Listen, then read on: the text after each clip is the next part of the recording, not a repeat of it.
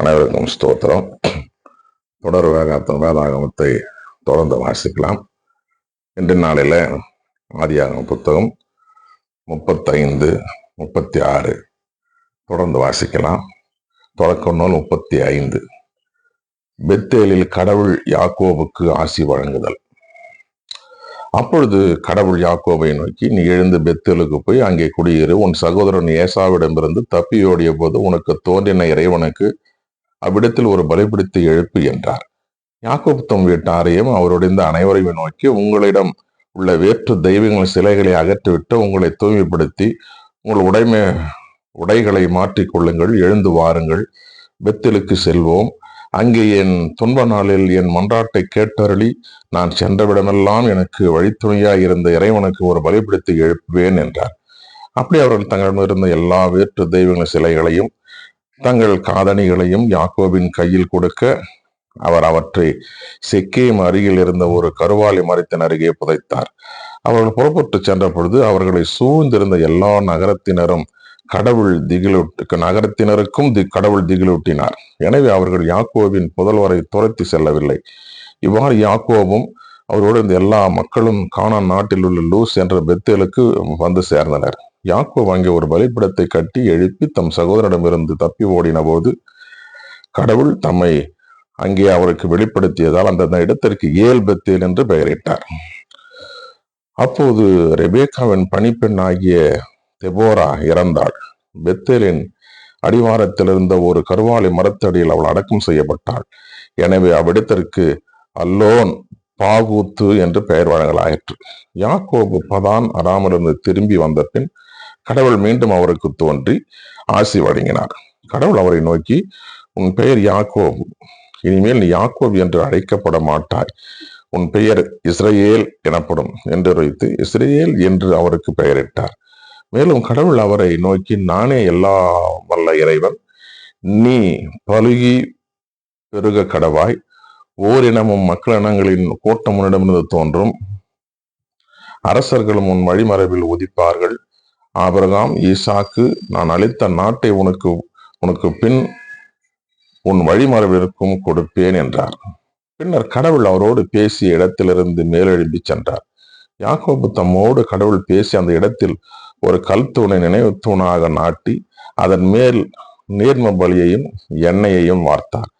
யாக்கோபு தம்மோடு கடவுள் பேசி அந்த இடத்திற்கு பெத்தேல் என்று பெயரிட்டார். ராகேலின் இறப்பு. பின்பு அவர்கள் பெத்தேலை விட்டு புறப்பட்டனர். எப்ராத்திற்கு சற்று தொலைவில் அவர்கள் இருந்த பொழுது அங்கே ராகேலுக்கு பேறுகாலம் வந்தது.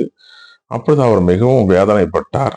பேறுகால வேதனை அவர் துடித்துக் கொண்டிருக்கையில் மருத்துவ பெண் அவரை நோக்கி, அஞ்சாதே, உனக்கு இன்னொரு மகன் பிறந்துள்ளான் என்றார். அவர் சாக கிடந்து உயிர்ப்பியும் வேளையில் அவனுக்கு பென் ஓனி என்று பெயரிட்டார்.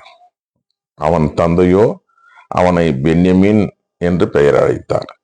இவ்வாறு ராகேல் இறந்து போக பெத்லேகம் என்ற எப்ராத்திற்கு செல்லும் வழியில் அடக்கம் செய்யப்பட்டார். யாக்கோபு அவருடைய கல்லறையின் மேல் ஒரு நினைவு தூணை நாட்டி வைத்தார். இன்று வரை அது ராகேலின் கல்லறைக்கு நினைவு தூணாக இருக்கின்றது. மீண்டும் இஸ்ரவேல் அங்கிருந்து புறப்பட்டு மிக்தால் ஏதேருக்கு அப்பால் கூடாரம் அடித்தார். இஸ்ரவேல் அந்நிலப்பகுதியில் குடியிருந்த பொழுது ரூபன் தன் தந்தையின் மறுமனையாகிய பில்காவுடன் உறவு கொண்டான். இஸ்ரவேல் அதை கேள்விப்பட்டார். யாக்கோபின் புதல்வர்கள் 12 பெயர்கள் ஆவன. லேயாவின் புதல்வர்கள் யாக்கோபின் தலைமகன் ரூபன், சிமியோன், லேவி, யூதா, இசக்கார், செபுலோன். ராகேலின் புதல்வர்கள் யோசேப்பு, பென்யமின். ராகேலின் பணிப்பெண் பில்காவின் புதல்வர்கள் தான், நப்தலி. லேயாவின் பணிப்பெண் சில்பாவின் புதல்வர்கள் காத்து, ஆசேர். அவர்கள் யாக்கோபுக்கு பதான் அராமில் பிறந்தவர்கள். ஈசாக்கின் இறப்பு. ஆபிரகாமும் ஈசாக்கும் வாழ்ந்த இடம் கிரியாத்து அர்பா என்ற எபிரோன் ஆகும். யாக்கோபு தம் தந்தை ஈசாக்கிடம் மம்ரே என்னும் கிரியத்து அர்பாவுக்கு வந்தார். அதுவே ஆபிரகாமும் ஈசாக்கும் கூடியிருந்த எபிரோன் ஆகும். ஈசாக்கு 180 ஆண்டுகள் வாழ்ந்தார். அவர் வயது முதிர்ந்தவராய் இறந்து தம் மூதாதையருடன் சேர்த்து கொள்ளப்பட்டார். அவர் புதல்வர்கள் ஏசாவும் யாக்கோபும் அவரை அடக்கம் செய்தனர்.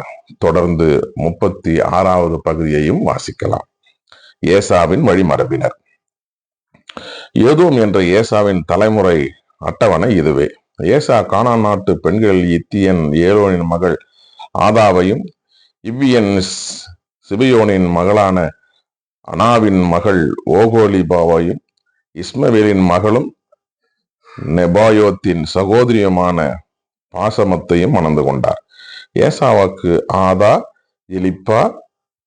எலிப்பாசை பெற்றெடுத்தாள். பாசமத்து ரகுவேலை பெற்றெடுத்தாள்.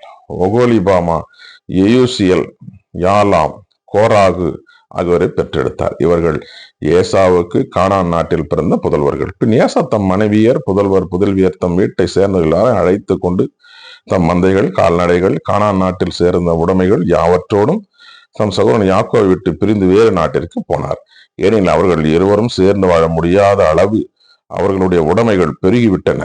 அவர்கள் தங்கியிருந்த நிலம் அவர்களுடைய மந்தைகளுக்கு போதாது இருந்தது. ஆகியால் ஏசா என்ற ஏதோம் சேயீர் என்ற மலைநாட்டிற்கு சென்று குடியேறினார். சேயீர் மலைநாட்டில் வாழும் ஏதோமியரின் மூதாதையாகிய ஏசாவின் தலைமுறை அட்டவணை இதுவே.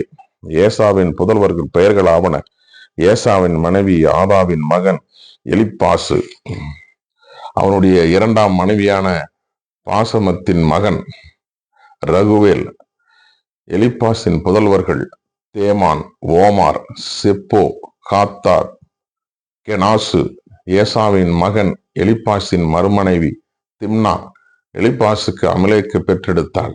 இவர்களே ஏசாவின் மனைவி ஆதாவின் பேரப்பிள்ளைகள்.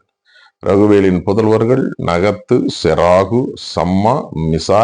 இவர்களே ஏசாவின் மனைவி பாசமத்தின் பேரப்பிள்ளைகள். சிபயோனின் மகளான அனாவின் மகள் ஓகோலிபா ஏசாவுக்கு பெற்றெடுத்த புதல்வர்கள் எயுசு, யாலாம், கோராகு. ஏசாவின் புதல்வர்கள் தலைவர்களாய் இருந்தவர்கள் ஏசாவின் தலைமகன் எலிப்பாசின் புதல்வர்களான தேமான், ஓமார், செப்போ, கெனாசு, கோராகு, காத்தாம், அமலேக்கு ஆகியவர்கள். அனைவரும் எலிப்பாசுக்கு பிறந்த ஏதோம் நாட்டு தலைவர்கள். இவர்களே ஆதாவின் பேரப்பிள்ளைகள். ஏசாவின் மகன் ரகுவேலின் புதல்வர்களுள் தலைவர்களாய் இருந்தவர்கள் நகத்து, செராகு, சம்மா, மிசா. இவர்களே ரகுவேலின் புதல்வர்கள். ஏசாவின் மனைவி பாசுமத்தின் பேரப்பிள்ளைகள். இவர்கள் ரகுவேலின் வழிவந்த ஏதோம் நாட்டு தலைவர்கள்.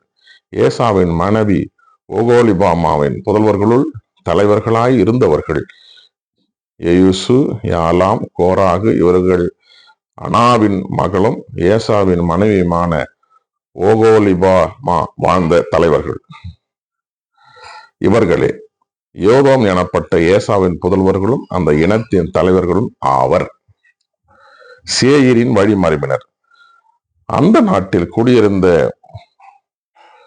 ஓரியனான சேயீரின் புதல்வர்கள் லோத்தான், சோபால், சிபயோன், அனா, தீசோன், ஏட்சேர், தீசான். இவர்களே ஏதோம் நாட்டில் இருந்த சேயீரின் மக்களாகிய ஓரியரின் தலைவர்கள். லோத்தாவின் புதல்வர்கள் இவர்களே: ஓரி, ஏவாம். லோத்தானின் சகோதரி திம்னா. சோபாலின் புதல்வர்கள் இவர்களே: அல்வான், மனாகத்து, ஏபால், செப்போ, ஓனாம். சிபியோனின் புதல்வர்கள் இவர்களே: ஐயா,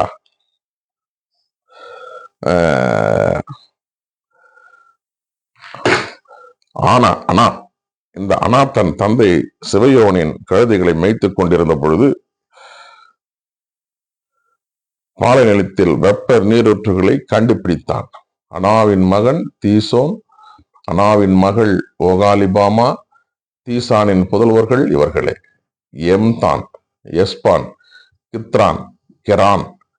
ஏட்சேரின் புதல்வர்கள் இவர்களே: பில்கான், சகவான், ஆக்கான். தீசோனின் புதல்வர் இவர்களே: ஊசு, ஆரான். ஓரியனின் தலைவர்கள் இவர்களே: லோத்தான், சோபால், சிபயோன், அனா. தீசோன், எட்சேர், தீசான் இவர்கள் சேயர் நாட்டில் குலப்பிரிவுகளுக்கு ஏற்ப ஓர் ஏரியின் தரவுகளாய் இருந்தவர்கள். ஏதோமின் வழிமரபினர். இஸ்ரேலிடையே முடியாட்சி தொடங்கும் முன்னரே ஏதோமில் ஆட்சி புரிந்த மன்னர்கள் இவர்களே. பெகோரின் மகன் பேலா ஏதோமில் ஆட்சி புரிந்தான். அவனது நகரின் பெயர் தின்காபா. பேலா இறந்த பின் போஸ்ராவை சார்ந்த சேராகின் மகன் யோபாபு ஆட்சிக்கு வந்தான். யோபாபு இறந்த பின் தேமானியரின் ஆட்சிக்கு சேர்ந்த ஓசாம் ஆட்சிக்கு வந்தான். ஓசாம் இறந்த பின் பேதாதின் மகன் அதாவது ஆட்சிக்கு வந்தான். இவன் மோவாபு நாட்டில் மீதியானியரை தோற்கடித்தவன். அவனது நகரின் பெயர் அவித்து, அதாவது இறந்த பின் மஸ்ரேக்காவை.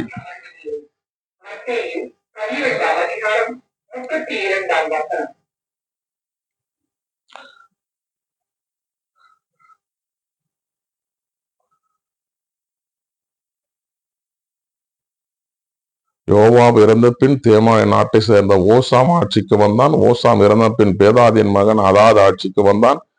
இவன் மோவாபு நாட்டில் மீதியானரை தோற்கடித்தவன்.